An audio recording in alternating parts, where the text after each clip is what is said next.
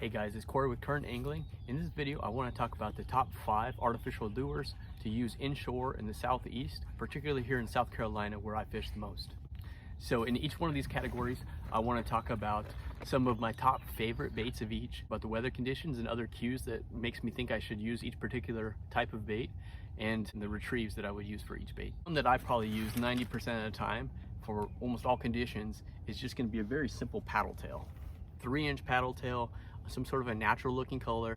This right here, smoky shad, but I also like the deal and bad shad. Those are all just kind of normal looking colors. Looks like a mullet or mud minnow. So I always just put that on a trout eye jig head. It's like this. Thread that on, and then with that elastic, you're gonna pull it up the shank instead of pushing it. You'll pull it. But with this Zman product, get another hook, take a bite out of it, stretch the loop that you just made with the new hook over that eyelet, and then you pull your hook out. This plastic is mechanically attached to the jig head. So now that this is tied, you go ahead and tie it to a loop knot to your leader. So when we're fishing in the spring, what we really need to consider, especially here in Charleston, is that the water's still pretty cool. The fish are slow, they want your lure slow, and they're also really keyed in on smaller profile. A lot of times I'll be watching a school of fish and they won't take anything, and I'll see the redfish and what they're chasing, and a lot of times they're little tiny fry, little fish that are this big, or little shrimp that are that big. So when you're throwing something this large, they just won't eat it. Just last week I was throwing it at this, and I think if I had something smaller, I would have been on. Local favorite for that scenario, these are the Slim Swims. This right here is a great option. Smaller profile, phenomenal when they're keyed in on that smaller bait, particularly here in the springtime. Another good option for this time of year is gonna be a trout trick. It floats so that you could just put this and almost dead stick it, and that's gonna be just drawing a lot of attention. I've thrown this up on flats where, you know, redfish won't eat anything, and I'll just let this kind of wiggle the way it does in the current, and they'll just grab it and smack it, especially if it has some scent on it like Proke here. Now when you're fishing paddle tail in the spring, you got to consider that, you know, there's a big fluctuation with all the storms of where the fish actually are. Sometimes they'll be, you know, fairly shallow, and a lot of times when it's cold or there's a storm, they're way off deeper. Whenever I get on the water, I'm kind of checking certain depths. I'm checking right at the grass line, I'm checking the front of the docks, the back of the docks, even deeper holes and whatnot and creeks, until I kind of find the right depth or the right area where the fish actually are.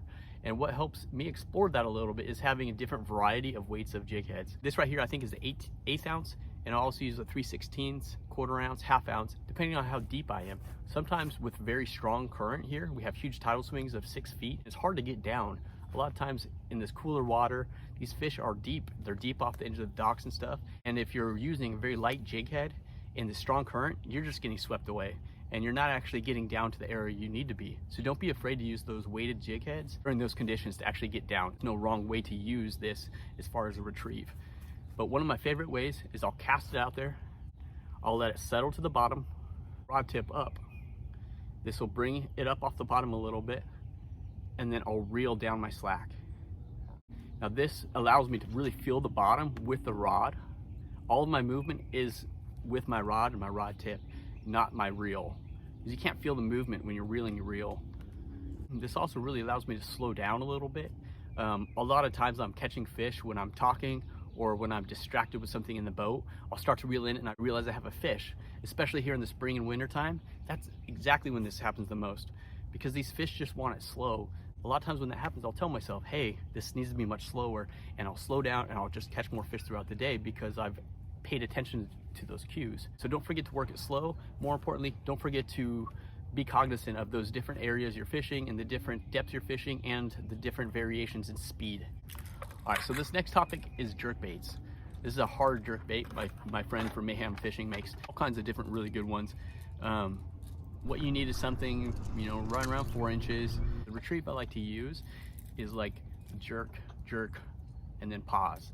So a lot of times I'm counting kind of on the pause, like 1, 2, 3. Fishing is just really slow and nothing's hitting. I'll count to 10 sometimes, and sometimes I'm like, when I count to 9, the fish strikes. That tells me that like I need to be pausing way longer than I have been. But that can be really effective on those slower days. I know that when my tide is up really high, my sea trout tend to get right up in the grass, and most of them are only in the first few feet off the grass. Another thing that I'll do sometimes when I have this tied on is I'll just troll it. It's super effective, especially if I'm trolling with the current right along the grass line, I'll always pick up some trout. You know, I haven't picked up some giant trout, but it's very consistently picked up trout. One of my favorite conditions for a jerkbait is gonna be kind of cloudy and maybe a little bit of chop on the water. When I say cloudy, I don't just mean cloudy in the sky, but I mean murky water. When you throw something like a paddle tail or something that's more finesse, these trout just don't have the opportunity to see it from as far away as they do with something that actually wobbles and then rattles as well. So it's just giving them more opportunity to find the bait. Now there's several different types of this category. One is also the soft jerkbait. This is like electric chicken or something. It can be a pretty fun color, you know, when they're fired up or in dirty conditions, because it's super visible with the fluorescent chartreuse bottom there and that pink top. Just putting this on a very light jig head and just shooting it around, darting it, and then just letting it fall can really strike and get some bites. I would throw this on a dead calm, slick day, whereas the rattling one, I think it's too aggressive. This next type is a twitch bait. It's not a jerk bait, but I think of it kind of in the same realm. This right here, it's less aggressive. I mean, this one still does have a rattle, but the shape of it doesn't wobble as much when you pull it. So this one's especially good in the winter, but also here in the spring too, when the water's still cold. But with this bait right here, it really mimics a dying bait fish that just is erratic, and then it's just like sinking and dying. This right here is kind of my secret, one of my favorite baits, and it's actually a jointed swim bait, but I fish it like a jerk bait, a baby buka bull shad. But it's so much fun. I can rip it and it'll work like topwater bait, a wake bait, or I can just fish it slowly and it will just come back to me, or I can just rip it and pause it and it'll slow sink, rip it and pause it and it'll slow sink. Super realistic action. It's kind of expensive. I think they're like 14 bucks, but it is fun. If I'm just like bringing one lure down to the dock, I'm gonna bring this a lot of times just because I can catch everything on it. So it's more of an open water bait, but I'll throw it to the grass line, work it back. I'll catch lots of redfish and sea trout with this thing. All of the baits I'm using are in my description, and my links are affiliate links, so it helps me out a little bit when you buy off of the links. My third category is anything kind of a shrimp imitation. There's lots of different ones that I use and are super popular. One's gonna be kind of the DOA shrimp. Another one is a gulp shrimp. It's scented, very soft, but they just, even when you just throw them out and leave them out there, with that scent just draws them in and the fish will just eat it. There's also voodoo shrimp is a popular one. Flick prawns is another one, and then Z-Man makes some cool ones.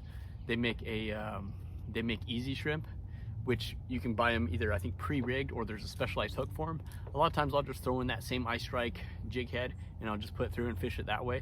Works great. You can really match the hatch with those things. What's nice about the DOA and the voodoo shrimp is they're already kind of pre-rigged. They have either a rattle or a weight in them, so if this is in a pool, it would kind of fall level with itself. A lot of times what I'm going to do, especially in like a windy condition, for sea trout mainly, is I'm going to put it on a popping cork. It's really good for live bait, but also you can use it for artificial bait. If you put your soft plastic down about 18 inches, you can drift this in certain spots and you'll give it a pop. Your bait's going to come up like this. It's going to go back down, and then your cork is going to kind of settle back to this position. That's when you know it's time to pop again. And then it'll go up and settle back down. It's going to work like that. And you can do cool drifts, and you can float current in different areas and different rips. And especially times when it's hard to draw those fish in, you're just not getting a lot of strikes, kind of difficult windy conditions and whatnot. A popping cork, it sounds like feeding fish, and it draws them in to your shrimp or whatever your soft plastic is. So that's another really good technique. When you're using these shrimp, make sure to put it, whatever your brand is, put some sort of a shrimp scent on it.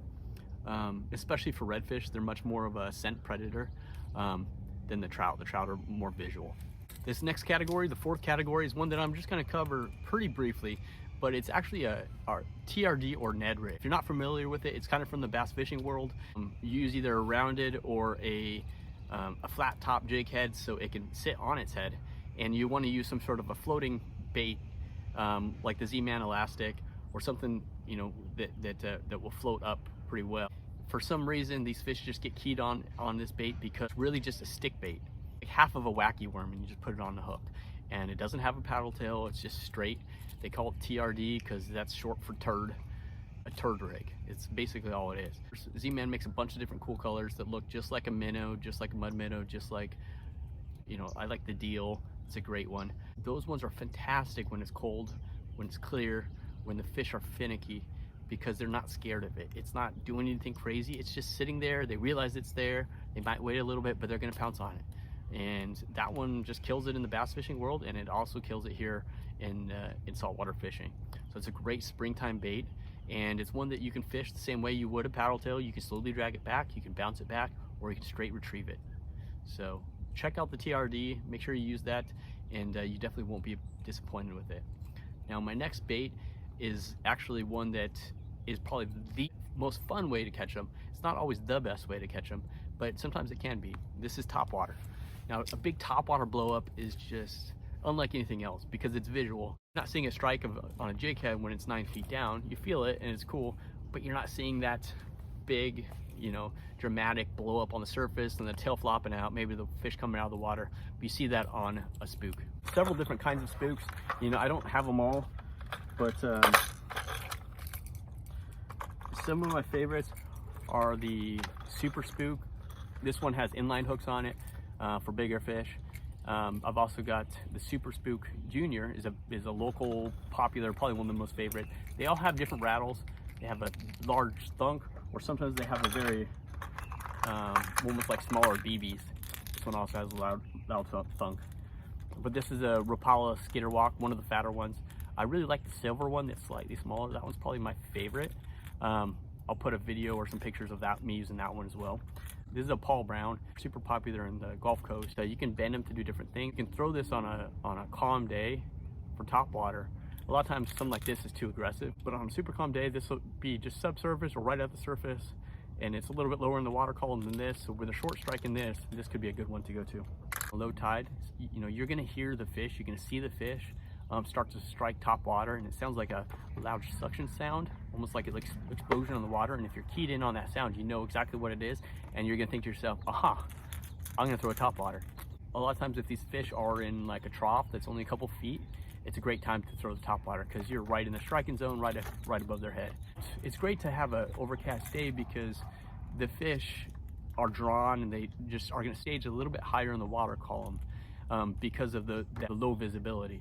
So they can see it's a little bit brighter up high. That's kind of in general, it's better on an overcast day. My typical retrieve on this is gonna be called walking the dog. You're gonna be doing this kind of action, and the bait's just gonna go this way, that way, that way, that way. And then I'll just kind of keep doing that in erratic actions. I don't have long pauses. And just like with the jerkbait, I'll count my pause and kind of vary it up and see when it is they're striking on it. That way I'm pausing long enough for how the fish want it that particular day. One thing that I see a lot and is super important with these spooks is sometimes guys get too excited because these things are at rest when they get a strike. So they'll jerk the bait way out of the fish's mouth, way out of the fish's area. But sometimes these fish are gonna hit it 3 times and actually only connect on that 3rd time. So you just gotta play it cool. You gotta keep popping it. You're gonna have a big fish blow up on it. He's gonna miss it. If you jerked it out, it's gone, you're out of the game. You can keep working it. You might hit it again and miss it. You might flip it up in the air. The next time, boom, you're on. But you gotta play it cool, play it calm. Don't set the hook until you feel the weight of the fish. All right, guys, that wraps it up for my springtime baits. This information, I've reached out to a lot of different friends that are great inshore guys, and I've also made a poll in my local kayak club community of what their top 5 are here in this area. So if you're coming down here in Charleston and you're fishing here in Charleston, you're a local, and you want to do some spring inshore fishing, check out these top 5, and don't forget to like and subscribe and watch my other videos. Thanks again, and I'll see you guys soon.